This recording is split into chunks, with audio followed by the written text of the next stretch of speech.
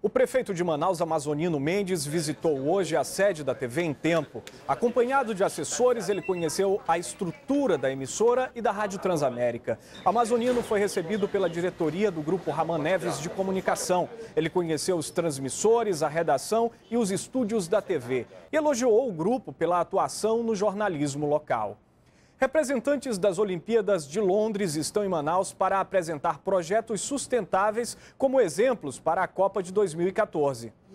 A oficina Pegada de Carbono trouxe para Manaus representantes das Olimpíadas de Londres de 2012. Entre os projetos implantados na capital inglesa estão a redução das emissões de gases de efeito estufa. Para isso, foram usados trens e balsas para transportar 50% dos materiais entregues para os Jogos. Nas instalações esportivas, a água da chuva será reutilizada, o que diminui os gastos com água em 40%. 75 centavos de cada libra gasta nas construções vão para a reconstrução de áreas impactadas. A ideia do Amazonas é usar iniciativas como essas para realizar aqui a Copa do Mundo Sustentável. Nas obras da arena, todo o estádio que foi demolido, ele foi reciclado.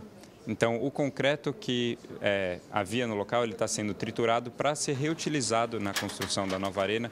Isso elimina muitas emissões, tanto da produção desse concreto e do material, quanto do transporte que seria envolvido. Esse material já está no local da obra.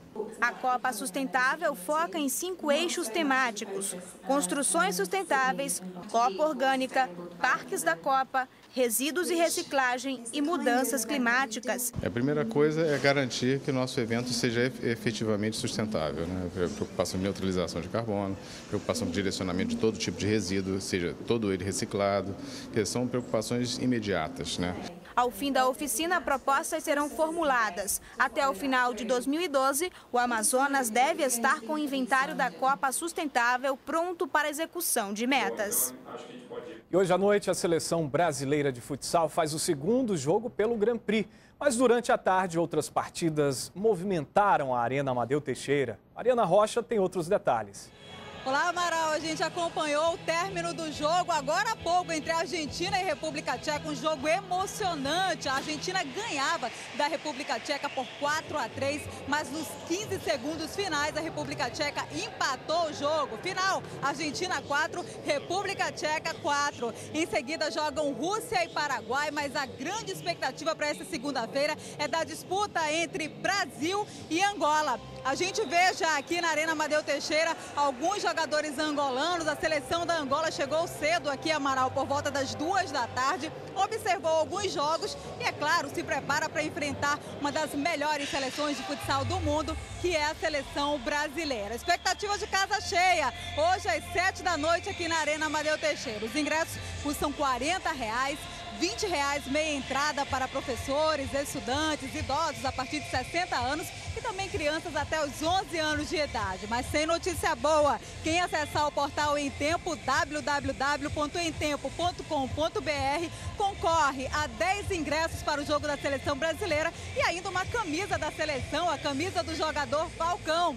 Lembrando que se o Brasil passar pela Angola hoje, já está classificado para as quartas de final e amanhã enfrenta a Holanda também às 7 horas da noite. Mas vamos pensar no jogo de hoje, Amaral. Vamos vestir a nossa camisa e torcer pela nossa seleção, que hoje às 7 da noite enfrenta a Angola. Mariana Rocha para o Jornal Em Tempo. Obrigado, Mariana. E hoje o Jornal Em Tempo começa a exibir uma série especial de reportagens que contam a trajetória da cidade de Manaus ao longo dos mais de 3 séculos de existência. A primeira resgata a cidade histórica, um pouco da vida e da economia da Manaus do passado.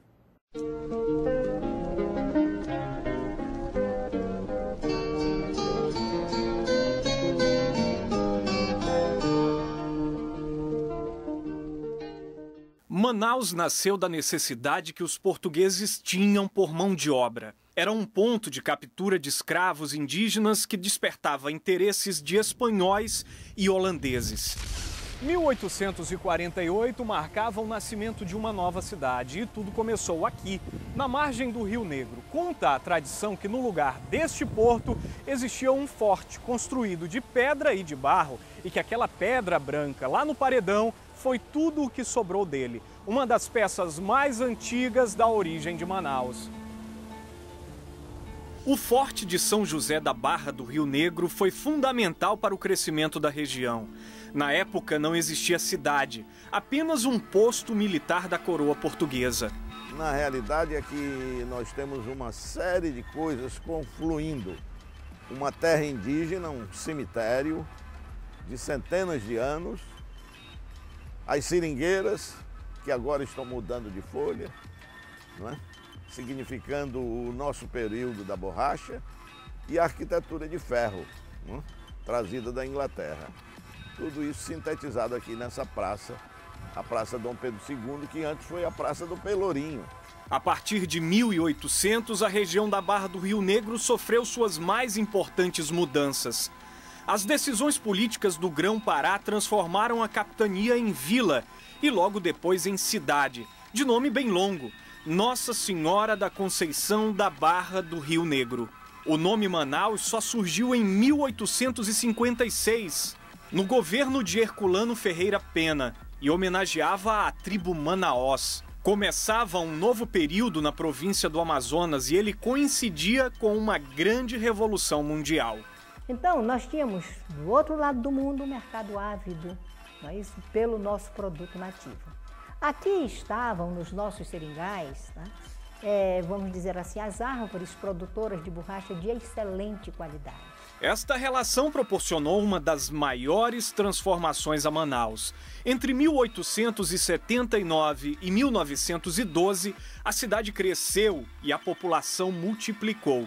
A navegação a vapor e as necessidades da industrialização fizeram da cidade um frenesi de gente e oportunidades.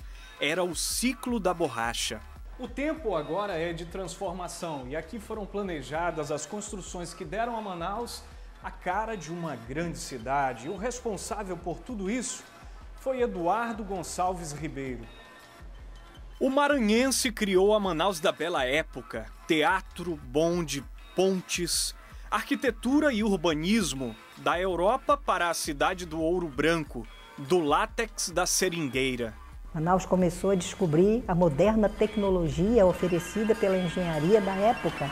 Mas o ciclo entrou em crise, a borracha produzida na Ásia era mais barata e a economia amazonense quebrou e só voltou a respirar na Segunda Guerra Mundial.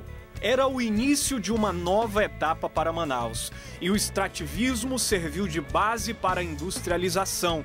A cidade das transformações seguia o rumo de um novo modelo de desenvolvimento chamado Zona Franca. Era 1967. Manaus ia viver um novo desafio: trocar o extrativismo da borracha pelo comércio livre e barato das importadoras e pelas linhas de montagem do polo industrial. E amanhã você confere na segunda reportagem da série como foi o crescimento do polo industrial e a importância da Zona Franca para o desenvolvimento de Manaus. Obrigado a você que acompanhou mais esta edição do Jornal em Tempo pela internet. A gente se encontra na próxima edição.